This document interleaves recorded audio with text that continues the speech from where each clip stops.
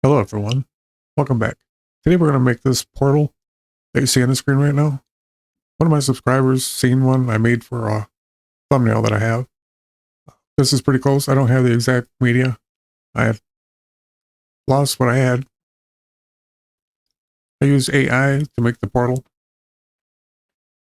I will leave a free preset in the description below, and I'll leave the media if you want to follow along. It'll be down there too. I have two stills on the timeline. You can use video as well, either one. You want to make sure you have the playhead over the top one and go to Fusion. I have to use this on-screen keyboard because I'm paralyzed. I can't use my hands and arms. With the media end selected, get a matte control, a merge, click away right about here, shift space, and loader. You're going to want to navigate to the folder that you have your portal picture in. You want to use the loader node to bring the media in. If you bring it in directly, it won't work in any other project once you leave this one. But even using the loader node, make sure you don't rename the media or move it, or you'll lose it. I do have a tutorial showing how to bundle them together in the macro. I'll leave that in the description below as well, and a card in the top right corner. Get an ellipse. To connect the ellipse to the Mac control, you want to right click on the output of the ellipse, take it down to the Mac control, and drop it in a garbage mat.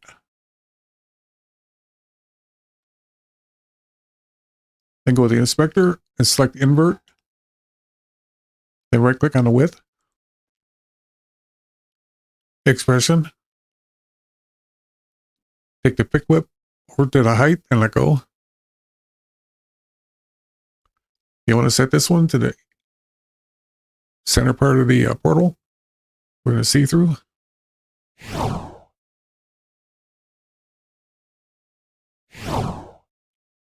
We can go to one viewer for this.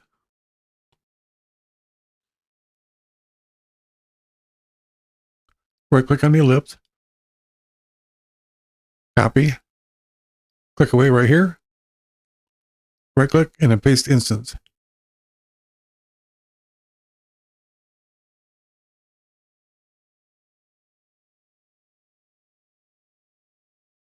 Get another ellipse.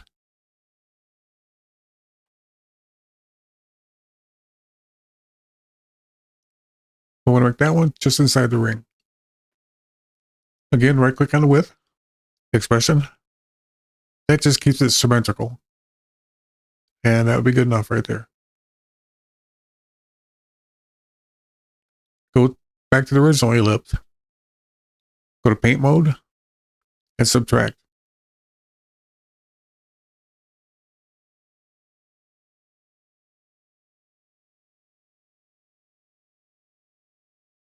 Get a transform. When you hook up the transform, make sure it does not go in the blue mask. It tends to want to do that, especially if you just click on the transform. Up here, it'll connect into the blue and it won't work. Right click on the transform. Copy. Click away right here. Right click and paste instance. I should explain what an instance is because not everybody does know. It's an exact copy of whatever node you've taken it off from. Everything in the inspector that's highlighted in green, even if it isn't highlighted, it's still coupled to the original node. So if you change the value in one, it'll change it in both. You can de-instance, basically decouple them, but we don't have to do any of that here. Make sure that's into the yellow input.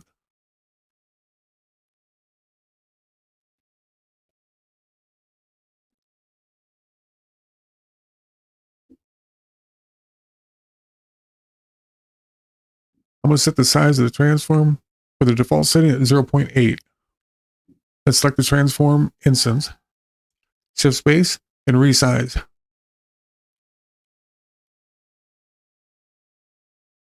Then select auto resolution.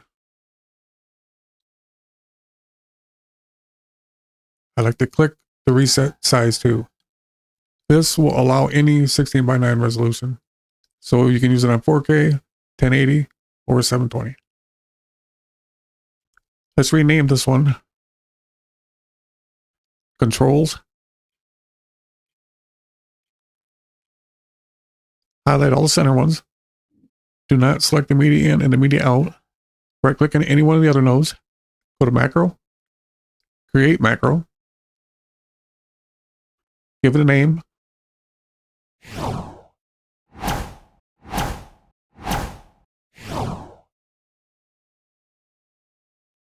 Go right to Controls. Go to File. Save as Group. It takes you to Macros. Go to Fusion instead. Templates. Edit. Effects. Here is where you're going to want to make your folder. Put your preset in.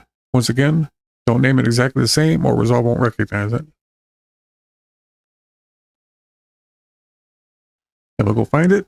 If you can't find it, you may have to restart Resolve. Don't forget, it's in Effects.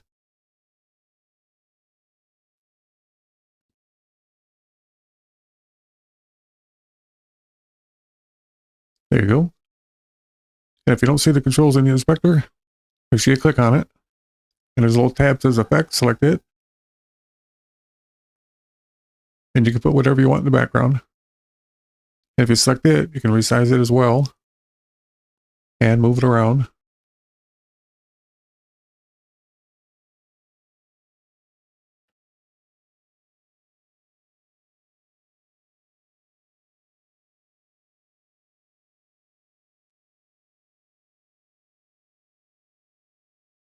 Well, there you go. Thanks for watching, and I'll see you in the next one.